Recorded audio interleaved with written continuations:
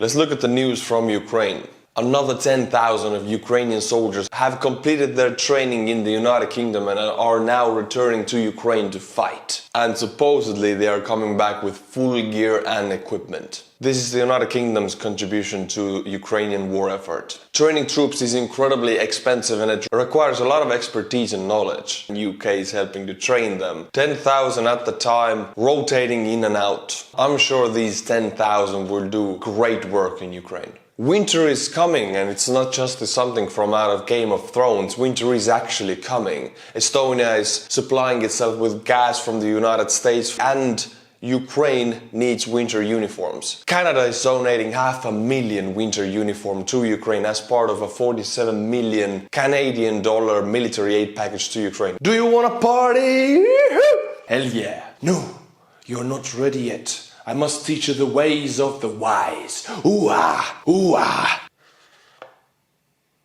Engineered by PhD scientists, Z-Biotics is a probiotic drink that breaks down the byproduct of alcohol, acetaldehyde. It is this byproduct, not dehydration, that causes you to feel terrible the next day after drinking. Z-Biotics produces an enzyme, like the one your liver uses, to break down this byproduct. Drink a bottle of Z-Biotics before your first drink of alcohol. One bottle is all you need for the night, whether you're having one drink or multiple. Z-Biotics won't make you less intoxicated or save you from poor sleep caused by alcohol. Drink responsible, pace yourself, and get a good night's sleep. Enjoy your next day feeling refreshed and ready to get the most of it. It is the world's first genetically engineered probiotic drink. It is created by altering the DNA of natural probiotic bacteria we eat all the time. I went out the other night to perform with my band and I knew this is gonna be a wild ride. So I drank one bottle of Z-Biotics just before I went. We performed, had a great time, had some drinks. People didn't want to let us go in the end. I went home and slept, and the next day I was fine. Woke up, all was good. You can get Z-Biotics for 15% off on your first order using my code. I recommend getting the 6-pack, that's what I got. It's a great deal and you have a couple of extra to share with your friends on this holiday season. Click the link in the description below and use the code Estonian69 at checkout. Go to zbiotics.com/Estonian69 to get 15% off. I was a conscript in the winter time in Estonia. It was a really snowy winter, it was cold. When you're cold, your morale plummets through the ground. Soldiers need to be warm in winter. They cannot fight otherwise. Also, they need to be fed, otherwise body cannot produce heat, and within a few hours you're incapable of fighting properly. Let's watch a video of what I wore during my conscript times in the winter of Estonia. Estonian and Canadian camouflages are known to be very similar. This is why I picked this video. This is from Estonia though. My name is Sergeant Rehi, and this is what Estonian infantry soldiers carry with them in the winter. Hoorah! This is my rifle. I have a 3x zoomer, an aim point, and a laser with a flashlight. Of course, me as a conscript, I didn't get this weapon, I didn't get this sights and the laser, I just had an AK-4, a very robust and old weapon that works like a charm. Big caliber.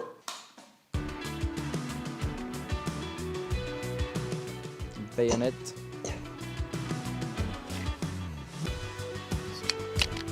Shovel. Gas mask and filter. 48-hour ration packs. Gas stove and pot. Well, this gas stove and pots are actually Estonian conscripts buy it themselves because we are giving katelok, which is a food warmer pot that is heated by spirits, like alcohol, spirits, very strong alcohol. And it's old, it comes from the Swedish army, it was part of a Swedish aid package to Estonia. Estonian soldiers prefer this gas and pot version because it's much quicker and it's much more comfortable. I used the exact same when I was a conscript. Summer sleeping bag, autumn and spring sleeping bag. Together, winter sleeping bag. Yeah, this is in the summer it's too hot to sleep with the autumn sleeping bag. There is no separate winter sleeping bag, you just put them together into one and you get a 2-layered winter sleeping bag. You know, in the cold it's all about layers. Overboots. Snowshoes.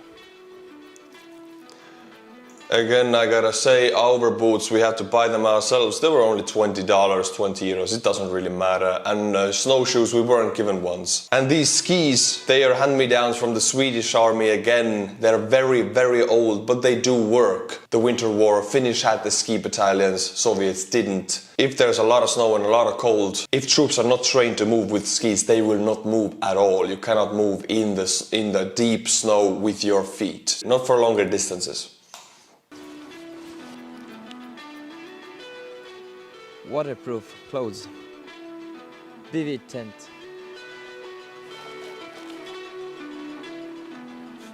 Light stick. This bottle is also from the Sweden Army hand-me-downs. Good bottles, they work fine.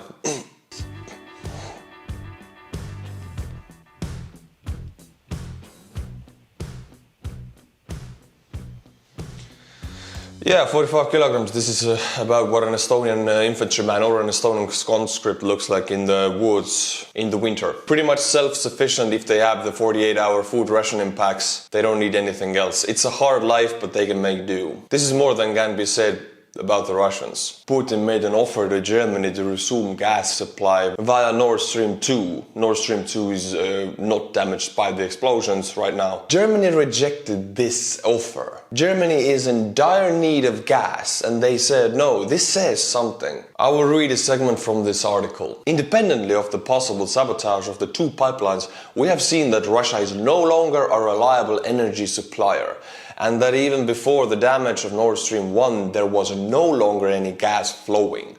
Hoffman told the reporters in Berlin. So for us, there is no reason to believe that this would change. She added, as for Putin's comment, she said, nice try. Germany has been addicted to Russian gas for 30 years, and now they're able to say no. For me, as an Estonian, this says something, and I respect this decision, and in my eyes, Germany got a lot of points right now. Russia is modifying 800 T-62s for the war in Ukraine. Russian pattern in Ukraine has been to bring in an older and older and older version of the tank. They started with T-90s and T-80s, then T-72s rolled in, and now we see T-62s. This means they're running out of newer armor and they have to result in Second World War or post-Second World War armor. What is a T-62? The T-62 is a Soviet main battle tank that was first introduced in 1961. As a further development of the T-55 series, the T-62 retained many similar design elements of its predecessor, including low profile and thick turret armor. Thick for the time and not by today's standards. In contrast with previous tanks which were armed with rifled tank guns, the T-62 was the first production tank armed with a smoothbore tank gun that could fire APFSDS rounds at higher velocities. In service 1961 to present, produced 1961 to 1975. So even the most latest T-62 is still almost half a century old. It's a relic. But unfortunately, I have to admit, it works. It has an effect on the battlefield. M113s are ancient relics and Ukraine is making great use of them. It doesn't matter about the armor or the vehicle, it matters how you use it, who drives it, who is mounted on top. So if Ukrainians would have these tanks, I'm sure they would make great use out of them. After the most recent Russian terror and missile and drone attack against Ukrainian cities and infrastructure, it is clear to all that Ukraine needs more anti-air capability, especially around population centers. This is why UK pledged to donate more AMRAAMs compatible with NASAMS and hundreds of additional air defense missiles, along with further 18 howitzers. What are NASAMS? NASAMS, Norwegian Advanced Surface-to-Air Missile System, or National Advanced Surface-to-Air Missile System, is a distributed and networked short to medium range ground-based air defense system developed by Königsberg Defense and Aerospace and Raytheon. The system defends against unmanned aerial vehicles, UAVs, helicopters, cruise missiles, unmanned combat aerial vehicles, and crewed fixed-wing aircraft. Well, mostly I think they need it in Ukraine against helicopters and UAVs. Lately, Iranian Shahed 136. These systems protect Ukrainian population centers, and I'm aware that these systems also protect the Capitol building in USA. So if USA trusts this system to protect one of the most important buildings, it has to be good. UK is sending more, and they're also sending AMRAAM missiles. What are those? This is the AMRAAM, Advanced Medium Range Air-to-Air Missile. It is used by the US Navy, Air Force as well as Allied forces. AMRAAM has 30 to 40 mile range and reaches Mach 4. The missile has an all-weather beyond visual range capability and is a follow-on to the AIM-7 Sparrow missile. It is faster yet smaller and lighter than its predecessor. The pilot is able to aim several AMRAAMs simultaneously at multiple targets, and the plane can undergo evasive maneuvers as the missiles guide themselves to the targets. So it's shoot and forget if you fire it on the plane, but if it's on the ground in an ASAM, it's a surface-to-air missile. So these will be put in ASAMs and they will take down Iranian drones sent to Russia, or they will take down Russian UAVs or helicopters. Ukraine needs a lot of these, hundreds, perhaps thousands of these missiles with their NASAM systems. French also pledged more air defense capabilities, Crotale, which is a short-range anti-aircraft missile. These can be used to take down cruise missiles like Kalibr or Iskander, or Iranian drones. In this video we can see that laying an anti-armor mine in a straight line on a road, visible to all, is quite useful. Not against Ukrainian forces, but against Russian forces who are attempting to drive straight over them. Kaboom. It is actually understandable how he missed them. We can only assume he was the only one left in his BMP and he was the driver. So the driver is mostly blind in a BMP, or with a very limited sense of awareness what happens around him. 3 days without food and water. This is a story of a group of freshly mobilized Russian troops who ran into the Ukrainians. I will read a segment of their story to you. In the morning we arrived at some field. There were trenches. We were dropped off and told, go take up positions and sit. We landed, mortar bombing began. We were bombed 3 times a day. No tasks were set. So this here is horrible for the soldier. Even if there's nothing to do for the soldiers, the most horrible thing is to just sit and wait around. Officers know it, the command structure knows it. They will invent useless tasks for soldiers so the soldiers feel like they are needed, they're necessary, they have a purpose. In the Russian army usually there are no tasks if there's nothing to do, they just wait, which kills the morale really fast. We were with machine guns. Well, he's trying to say that they were given machine guns only, no gear. There was nothing else, no food, no water. This went on for 3 days. On the 3rd day it started to rain. It flooded all the trenches up to the waist. Someone left earlier, someone later. We left with a comrade later, to the side where they came from. There was a Ukrainian checkpoint. We were told, drop your weapons if you want to live. And it all ended there. This is the situation in Russian trenches for the freshly mobilized. Russian soldier in Kherson is complaining about the constant retreat under Ukrainian artillery. His friend keeps wondering how it's possible that Russians don't have any counter weapons. Let's listen to this intercepted call.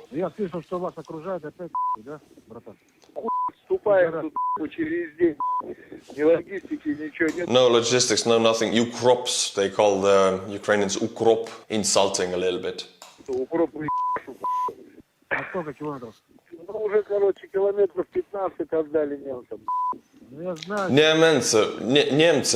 yeah, Germans. They just call them Germans. They were brainwashed that Ukrainians are Nazis, so. Но... А что, это такая тактика, что ли? Не понимаю, почему так-то?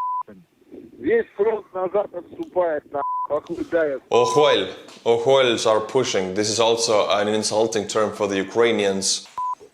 Почему так-то? Арта, там авиация и... А у нас что, нету ни арты, ни авиации, что ли? Я тихо не понимаю. Ну, есть мало, не хватает у нас. We have artillery and aviation, but little, not enough. Ukrainians have air superiority in the southern Ukraine, which is weird because Crimea is right there. Crimea has more fighter jets than the entire Ukrainian Air Force, but still Ukraine has the air superiority, which means it doesn't matter about the numbers of their planes. It matters if you can fly them, if you can coordinate air attacks and ground missions, which is what Russia cannot do. It requires a very specific ability that Russia doesn't have. Ukraine has this ability thanks to USA and NATO allies. Ну,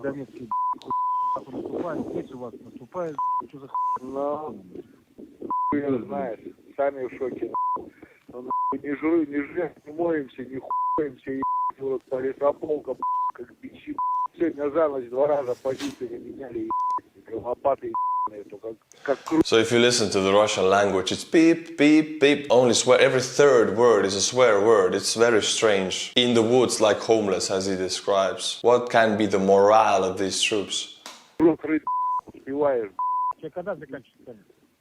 У меня 22 Октября?